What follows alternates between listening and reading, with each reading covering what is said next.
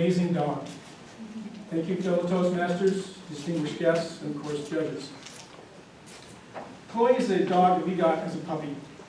And of course, they tell you the dog will be a Jack Russell. It doesn't always come out that way. But she was soft. She's kind of like Snoopy, mostly white with a couple of big spots. And she was a good dog because she didn't jump on the couch like some dogs. She didn't smell like some dogs. And when she barked for a short period of time. She wasn't one of those little yappers that goes on and on and on and on and never seems to stop. Okay? Chloe was amazing because she was also very fast. She could take off outside the backyard, chasing after the animals that are in the yard, such as the squirrels and stuff like that.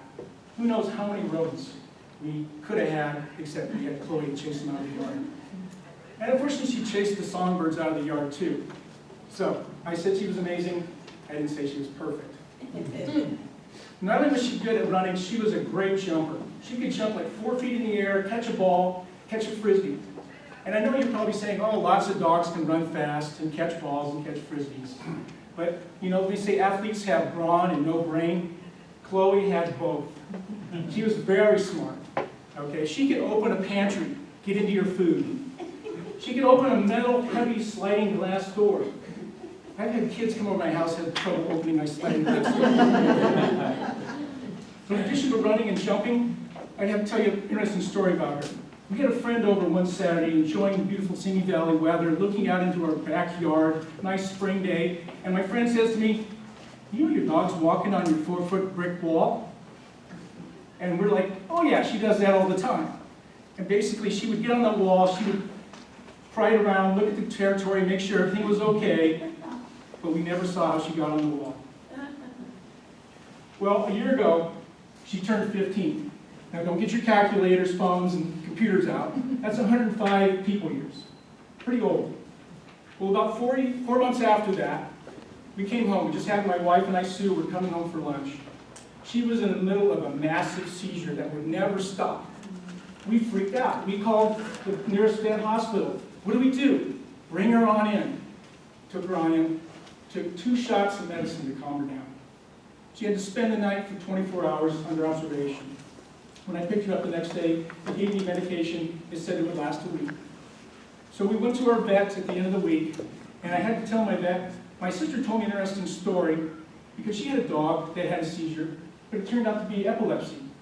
And that dog took medicine and lived for a year. So for a second, we were very hopeful. The doctor said, well, to be honest with you, this was such a massive seizure that it had to have been a brain tumor.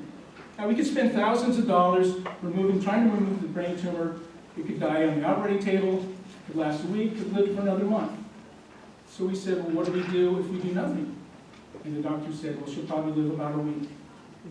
So we took medication home, and I'm here to tell you, 4 months later, Chloe is still alive. And so I hope that when I'm 105, I'm as strong-willed as she is.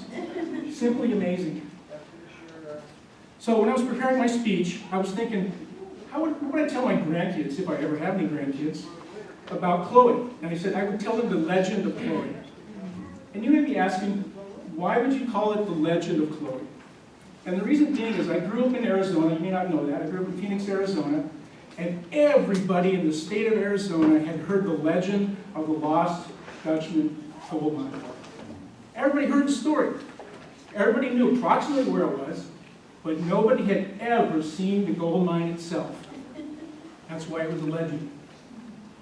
And so when I think of that, and I think about talking to my grandkids and passing the story on, and I think about telling Toastmasters, I want the story of Chloe to go past Toastmasters. I want it to go out in the world. I want everybody to know about the legend of Chloe, an amazing dog, a dog that could run fast, a dog that could jump, a dog that was so smart it could open a sliding glass door, a dog that just happened to climb and be on a 4-foot-high brick wall fence all the time. And I would say that was a legend of a dog that everybody heard the legend, but nobody actually saw how she got on top of that brick wall. Simply amazing. So I'm going to tell you here today, the best dog I ever had was Chloe, an amazing dog. Thank you very much.